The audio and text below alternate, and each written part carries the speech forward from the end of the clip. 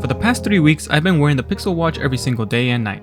In this video, we'll be covering what I like and dislike about the Pixel Watch, and we'll take a look at battery life, the features, and if it's worth buying. So let's go ahead and begin.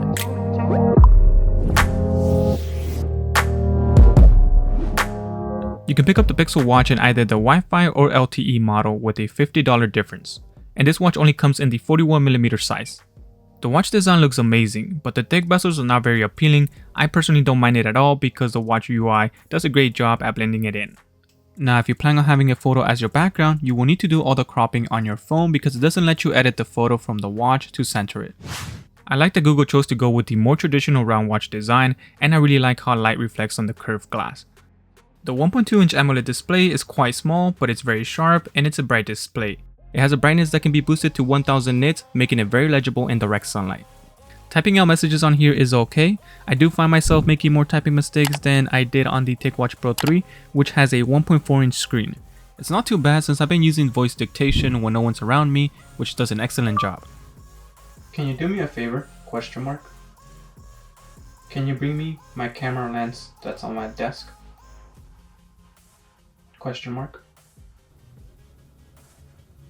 So the bottom of the display serves as the notification shade, and it will show interactive icons for activities that are running in the background, like if you're playing music, if you have an upcoming alarm, if a timer is running, or if you have a workout running. The only icon that isn't interactive is the battery icon. The watch is using Corning Gorilla Glass 5, so it should be durable, but I recommend getting a watch case for it if you're worried about getting any scratches on it. I am always bumping my watch against furniture and walls, so I ended up getting one. Not only does the watch look sleek and elegant, but it also has been incredibly comfortable to wear all day long. It also helps that the watch is very light at just 36 grams. I've been wearing the watch while I sleep, work, and go to the gym without any discomfort. I do put it on my right wrist when I go to sleep and then put it back on my left wrist when I wake up to let my wrist breathe and to avoid getting any watch marks. Google offers a variety of watch bands that you can pick up from their online store. The included active band flexibility is good, and the soft touch coating feels great. The band attaches to the watch in a unique way, and Google says it resembles the way you put a camera lens on, and I can see the resemblance. So attaching the band does take a little getting used to, and after a few tries I got the hang of it, and I can now swap it out with ease. The Pixel Watch is running Wear OS 3.5 that offers an easy to navigate interface. You swipe up for your notifications and swipe down for the quick settings. Swipe left or right to cycle through the customizable tiles. You can add and remove tiles as well as rearrange the tiles to your liking from either the watch or the Pixel Watch app on your phone. The watch offers many interactive watch faces that will display all the important details that you need at a glance. Most of the watch faces are fully customizable, and you can choose which complications you want, and you get a pool of colors to select from for every watch face. This watch face is my favorite one because it has 5 complications that I can configure to my liking, and the time is nice and bold, while the date and weather are very easy to see at a glance. The watch has 32 gigs of storage, which should be enough to download all your favorite watch apps and some music. It also features 2 GB of RAM. Despite the watch using the Exynos 9110, which is an older chipset from 2018, the performance of the watch is great. The watch is smooth and very responsive. I have not had any major issues with it for the past 2 weeks. I would also like to add that I have not had any connectivity issues at all. The watch has maintained a flawless connection to my phone the entire time that I've been using it. Now, I did run into a little software bug on some of the watch faces. For example, the half dial concentric watch face won't show the step counter. There's just an empty space instead. Let me know if you're also experiencing this same issue. One of the things that I love about the Pixel Watch is the fine-tuned haptics. It makes the watch feel incredibly immersive. The subtle vibration feels good, from typing a message to scrolling through your apps and settings. It's also a nice touch that the intensity increases slightly when you get to the end of the scrolling space. I was hoping that they gave us a vibration strength option or pattern for those of us who want just a slightly stronger vibration or a different pattern on our wrist. Not a deal breaker, but it will certainly be something that can improve the user experience. I feel that the Pixel Watch provides one of the most satisfying sounds on a watch. The sound design team did an awesome job. This gives you some awesome sound feedback when you unlock the watch, when you set it on the charging dock, and when you get notifications. This really completes the whole smartwatch experience. And I love the default alarm sound on the watch. It sounds so soothing.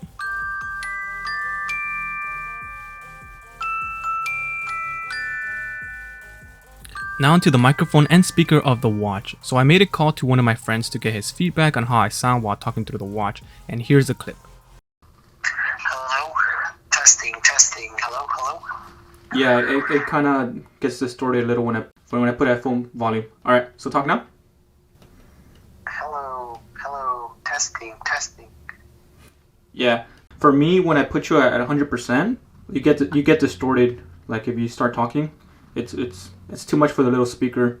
But if I leave it at 75% and you talk, then everything I can hear you clearly.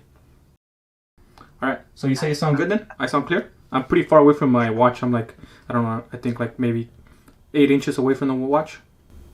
You sound like right. Like if you had it held up to your mouth, like a phone. You sound clear, dude. Yeah, I can hear you just fine. I thought you were talking to me through your phone. Damn, that's good then. That's good to know. All right. Well, thank you. I'll let you go then. Thank you for the call. All right. I would recommend pairing your earbuds to your watch if you intend on leaving your phone behind and only taking your watch with you, because the speaker on the watch will get drowned out by the surrounding noise on a busy place. Now, something else that may be disappointing to some of you is the battery life. Google claims a 24-hour battery life. The watch has a small 294 mAh battery. For me, I have been charging the watch once at night at around 11 PM and it lasts me until 9 PM with about 15 to 6% depending on whether I have the always on display on or off. Now, coming from the TicWatch Pro 3 that gets me 3 days of battery life to the Pixel Watch that gets me 24 hours of battery life is kind of a bummer. I can take the TicWatch with me on a weekend trip without needing to bring the charger along, and this can't be said about the Pixel Watch. You would definitely need to bring the watch charger with you on a weekend trip. This wouldn't be so bad if the watch could properly charge through reverse wireless charging when I place it on the back of my phone. And now, if you want to get the best battery life out of the Pixel Watch, I recommend turning off the always on display, turn off tilt to wake, turn off the sunlight boost, and set screen timeout to 10 seconds and keep the brightness low. Now, when I want to extend my battery life, I simply just turn off the always on display and I keep every other feature on. Now, if you end up going with the LTE version, you might end up with a shorter battery life than the Wi-Fi model. I have seen about a 10% decrease in battery life when I set up my eSIM on this watch. If you press the top button on the watch, it will open up a list of your most recent apps. Now, if you double press it, it will switch between your 2 most recent apps. Now, if you double press the crown, it will launch Google Pay, which has been working really well. No issues there. If you press and hold on the button above the crown, you will get access to Google Assistant.